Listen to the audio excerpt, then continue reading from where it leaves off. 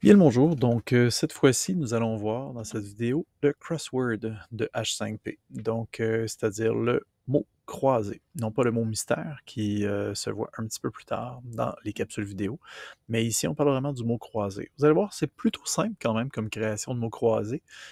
C'est assez agréable, contrairement au crossword de Moodle lui-même qui est beaucoup plus complexe. Ici, ma foi, disons que ça ressemble beaucoup dans sa simplicité au mot croisé, excusez-moi, de Hot Potatoes pour les personnes qui ont déjà utilisé cet autre logiciel libre qui est de la Victoria's University, l'Université de Victoria de Colombie-Britannique, donc qui comme je vous dis, un autre logiciel libre qui est également disponible sur Moodle, mais bon, celui-ci est un petit peu plus récent. Alors, on peut passer par les détails, ça va vous donner une petite idée donc, une petite idée, je dis bien, excusez-moi, de, du mot croisé. Alors, on peut finalement utiliser une image d'arrière-plan sans problème, sinon aucunement. Et donc, on peut paramétrer le tout de manière très simple. Vous allez voir, c'est d'une rapidité, d'une simplicité incroyable. On vient le titrer, comme d'habitude. On peut évidemment aussi indiquer une description si on le souhaite. Et par la suite, eh ben, c'est parti. Alors, on peut créer le nombre de mots qu'on souhaite sans problème.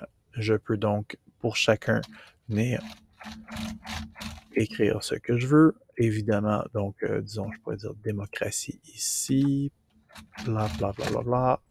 Ici, tiens, monarchie. J'avais déjà fait un exemple pour d'autres personnes enseignantes, donc, mettons, dictature, etc. Et je pourrais aussi, pour chaque mot, offrir un indice supplémentaire.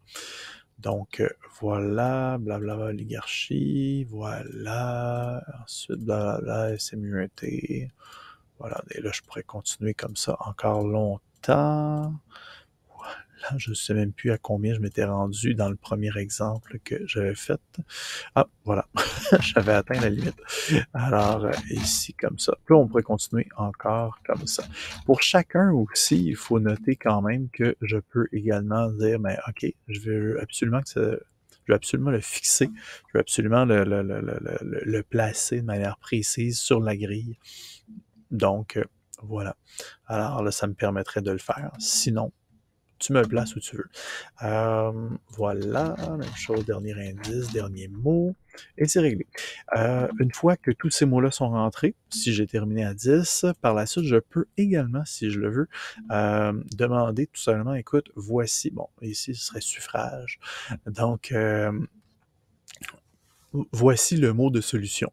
Et le système le mentionne, c'est optionnel et il faut aussi prendre en note que le mot sera seulement visible si tous les caractères peuvent être trouvés dans ce qu'on a fait. Alors, il faut vraiment que toutes ces lettres-là réussissent à se retrouver à travers tous ces mots-là. Donc, bref, en gros, il vous dit, ben, tu peux même demander ça, mais il faut que ce soit faisable. Donc, voilà. Sinon, on peut également venir paramétrer une rétroaction selon des échelons, disons, des intervalles de notes, tout simplement. Alors, on peut créer des intervalles, etc.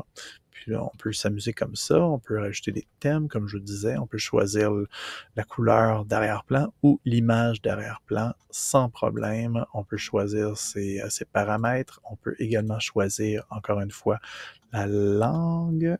Excusez-moi, ici, normalement, ce serait en français, mais bon, là, malheureusement, non. Mais sinon, on peut quand même changer tout simplement les mots pour des mots français, même si on n'a pas la langue française, on peut quand même changer les traductions. On peut quand même se servir au niveau des traductions sans problème. Voilà que ça. Une fois que c'est terminé, il ne reste plus qu'à enregistrer et afficher afin d'arriver tout simplement sur, ben tiens, on pourrait le voir. Celui-là est assez simple à créer. Et voilà. Donc, on a accès à notre mot croisé avec le suffrage, tout simplement. Et là, on voit les encerclés. Donc le 4 ici, le 7 qui équivaut ici. Et là, donc, on serait capable de compléter le tout sans problème. Et voilà. Alors, comme je vous disais, c'est plutôt simple, facile à monter et, donc les petits outils de trouver la solution, vérifier, recommencer, etc. Si vous avez des questions, n'hésitez pas. Une bonne fin de journée à vous.